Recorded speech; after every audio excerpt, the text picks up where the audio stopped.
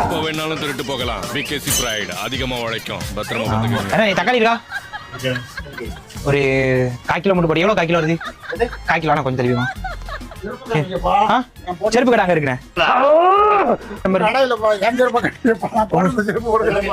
நமக்கு ஒரு 1/4 கிலோ இது போட்டுருக்கேன். என்ன செருப்பா?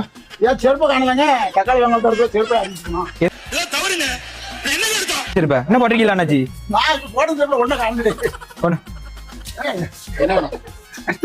நமக்கு ஒரு 1/4 கிலோ தக்காளி போட்டுருக்கேன். ஆமா என்னாச்சு?